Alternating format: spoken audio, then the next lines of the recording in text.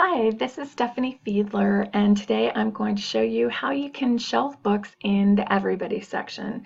This section in our Media Center is made up of picture books like Dr. Seuss, Curious George, Arthur the Aardvark. Let's get started. The first thing you want to do is go to the Everybody cart, which is marked here, and you want to look at all of the books on the cart to make sure that they are indeed books that belong in the Everybody section. What you are looking for is on the spine label, the first line on the spine label should say E. All of the books that are in the Everybody section have this as the first line. Our students, when they check in their books, they're supposed to sort the books and put them on the correct cart. However, it's not always correct, so make sure you double check that. As you can see, all of the books on this cart have E on the first line, so they're correct. The next thing that you want to check is to make sure that all of the books have their color-coded labels. All of the books in our Media Center are color-coded. This is to help keep everything in order and to help with that needle in the haystack effect when a book is in the wrong shelf. All of these books, except for one, have the correct label on them. This one does not. It's a little confusing because it has a yellow label, but it's not a yellow label with a letter on that. These yellow circular labels were from a previous librarian, and this was a different program that doesn't exist anymore. So this book needs a yellow label with the letter S on it because, as you can see, the second line is Dr. Seuss. If a book needs a label, just go into Tanya Body's office and you'll see on the bookshelf we have all of the color-coded labels.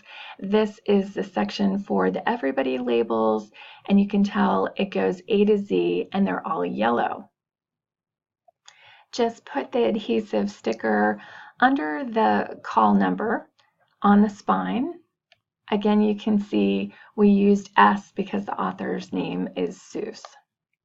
Next to the labels on the shelf, you'll see we also have clear plastic label protectors. Make sure that you put one of those on as well. Just put the protector over the label. Now these are all correct. The next thing that you should do before you shelf the books is quickly scan them in at the book return computers. Much like the sorting, the kids are supposed to scan their own books in when they're returning them before they put them on the sorting carts, but they don't always do that correctly. So it just takes a few seconds to quickly scan all of the books on the cart to make sure that they're correctly checked in. When you're scanning the books, make sure that you listen for either the happy beep, the positive sound, or the angry beep, the negative sound. If a book is checked in correctly and there are no issues, you're going to hear this sound. If you scan the book and it makes the angry beep, that's what that sounds like. Let's hear that again. The angry beep means one of two things. One, it usually means that the wrong barcode has been scanned. On the backs of our books, you often see two barcodes. One is the Davis Drive Elementary School barcode, and you can see it, it's labeled as such. The other is the barcode from the store. So if you hear the angry beep, oftentimes it's because you've scanned the wrong barcode, the one from the store. This happens a lot. It happens with the kids a lot. So this year we're working on a project to cover up all of the store barcodes to increase our accuracy. If you've scanned the wrong barcode, no problem at all. Just make sure you scan the correct one. Another reason you might hear the angry beep is when a book gets returned and it's on hold for someone. So for instance, when you hear the beep, look at the screen and you'll see that this copy is being held for a student. When you see that a book that has been placed on hold has arrived, just simply put it on Tanya Body's desk and she will check that out to the next student on the hold list, and it will be sent to their teacher. There is one last reason that you might hear the angry beep. When you're checking in books, you might hear this. And if you look at the screen, you'll see that there's an error message that this book has been marked as lost. You don't have to do anything more at this point. You can just go ahead and shelve it. The computer is just letting you know that it's been marked as lost and now it's been found. Okay, so now you have scanned all of the books on your Everybody cart and you're ready to shelve. There aren't a lot of books on this cart, but when there are, I usually take a minute and put them in alphabetical order before I even go to shelve them. It just makes the shelving process go a lot more efficiently. As you can tell, these are not in alphabetical order, and now they are. So now you can pull your cart over to the Everybody section. As I said, the whole Media Center is color-coded. You'll notice that everything in the Everybody section is yellow. The spine labels are yellow. The signage is yellow. Even the directional tape on the floor is yellow. This is to help differentiate the different sections of the Media Center for the kids and the adults as well. All of the books in the Everybody section are organized in alphabetical order by the author's last name. These books are all in proper order. You can see it's a B, a C, a C, a D, and so forth. A few notes about shelving. As you're shelving, you will inevitably find some books that are in the wrong section that don't belong there. By all means, pull them out, put them on the cart to be shelved by somebody else maybe. Also, you'll see books that are in a series or by the same author. When you can, try to shelve them together, such as these by Yolen. That makes it easier to spot when you're helping the kids to find books or when they're looking for books on their own. Also, if somebody finds a book, oftentimes their friend will be interested in reading a similar book, and then there's some by the same author all grouped right next to each other. Another example of this is when there's more than one copy of a book. For example, these two books, they're the exact same book. If you could shelve them together, that's very helpful. Again, it's easier to spot when you're looking for a book.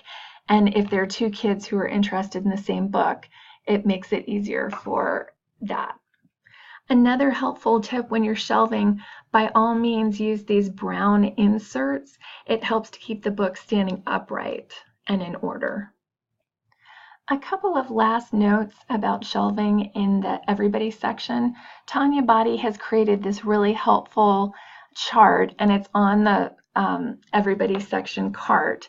And this is a reminder as you're shelving books in the Everybody section to look for these particular authors. And here's why. You'll notice on the tops of our bookshelves, we have these plexiglass storage containers, and that's for very popular or very important authors that we have.